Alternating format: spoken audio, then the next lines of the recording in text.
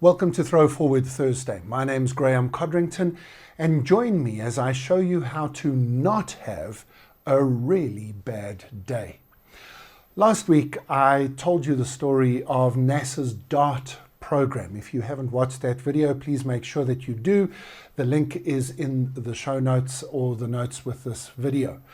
And this was the attempt by NASA to see if they would be able to use rocket technology to divert the course of an asteroid that might be heading to Earth. If we're thinking about some of the worst days that this Earth has ever experienced, well, 60 million years ago when a massive asteroid smashed into Mexico and 75% of all life was wiped out, that's a pretty bad day.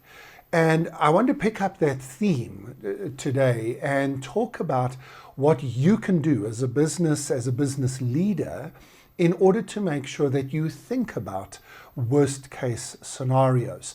Not in some morbid way that makes everybody depressed, but in a way that actually sets you up for success. And we're going to talk about three things: grey elephants, chaos monkeys, and wizards. This version of the video is just a sample teaser. Every second week, these ThrowForward videos are for the members of the Graeme Codrington's Futures Club. And if you are not yet a member, you can get access right away. Again, the link is in the show notes, or go to jointhefuturesclub.com. Jointhefuturesclub.com will get you instant access to the full version of this episode. But otherwise, enjoy the sample with us. So let's start by looking at grey elephants.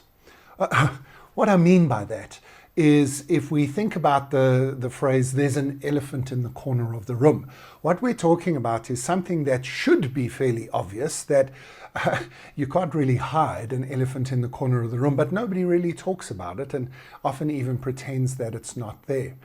And in the language that we use at Tomorrow Today, we refer to grey elephants as events that are likely to happen, fairly probable forces, trends, events that are going to change the way that the world works, but they are largely being ignored by people at the moment. And actually next week in the Futures Club, I'm going to be interviewing my colleague who is the leading force behind the research into the grey elephants. And we've identified 7 grey elephants. Dean Van Leeuwen, my colleague, will take us into a little bit more detail about each of these. But we believe that at the moment, we don't need to be looking 20, 30, 40 years into the future.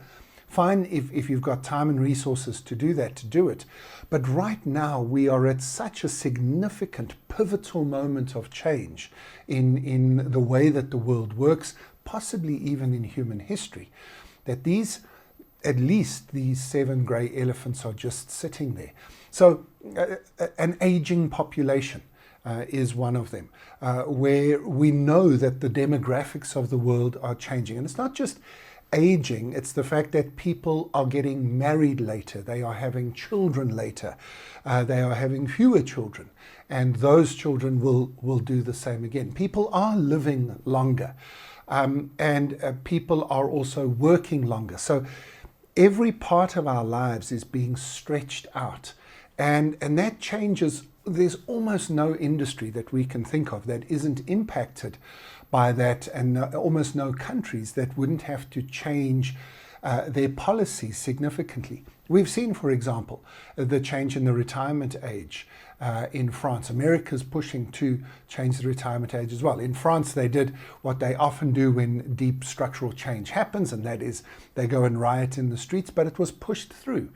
And we've now got to find a balance between the fact that people are going to live longer, and we need to be able to fund a longer life, with the fact that we also don't want people to be working into their 80s and 90s. And that's one of the other grey elephants, which is an angry people, that people are angry, aren't they? All around the world, there are more people on strike now than there ever have been before.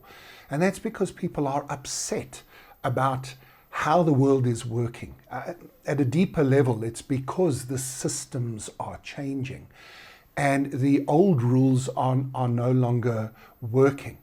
And that's one of the other grey elephants in terms of global inequality between the wealthy people who have the power, whichever version of power they have, whether it's capitalism or communism or socialism or something else, and people who realize they are completely powerless, except for the fact that they exist, that they have a voice, and they can demand change. Change is coming, and the systems are going to shift.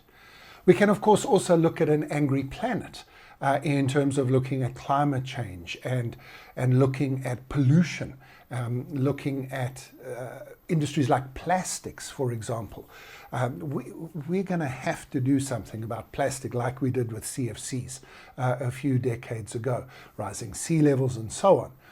Then, of course, we can use maybe that example to show that it's not all doom and gloom, because people are beginning to realize that there are massive opportunities in some of the damage that is being done in the environment at the moment. In fact, there's over $1 trillion that's been allocated by the world's governments and big businesses towards solutions for climate change, especially energy solutions, which is kind of at the heart of all of it. Fix the energy problem, a lot of the other problems begin to be sorted out. So if you come up with really great ideas in the space of green and clean energy and green and clean metals that go into those, and batteries and EVs and alternatives to all of those, if you come up with really good ideas, there's actually a hang of a lot of funding. There's a massive opportunities at the moment. And so the list goes on. We'll talk to Dean next week and get more detail about those grey elephants and exactly what they mean and how we should be thinking about them.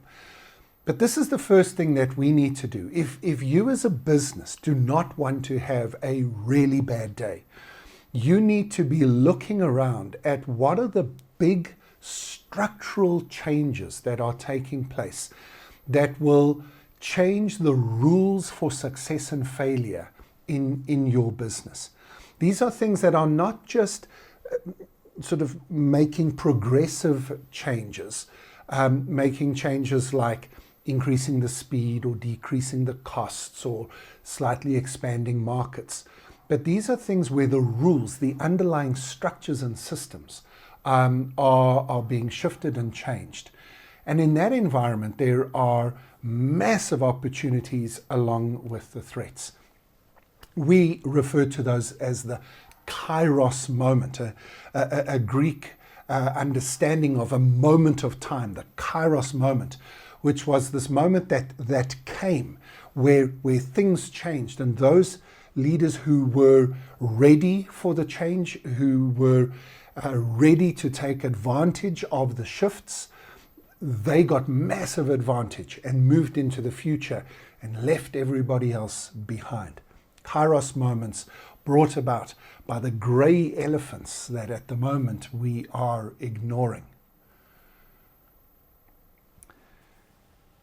If you are not yet a member of my Futures Club, that is the end of your sample. I'm now going to talk to my Futures Club members about chaos monkeys and wizards, and why it's important for us to think about what if scenarios and how we would do that with our team, how that sets us up to not just deal with the worst day ever, but also sets us up for success and being ready to take advantage of those kairos moments and opportunities that come our way. Please have a look at the Futures Club. It is a monthly subscription fee that you need to pay. It's a risk-free subscription, because if you don't like what you see and the resources aren't useful, we'll just cancel your membership. No questions asked. There's a variety of levels of membership, something to fit everybody's budget.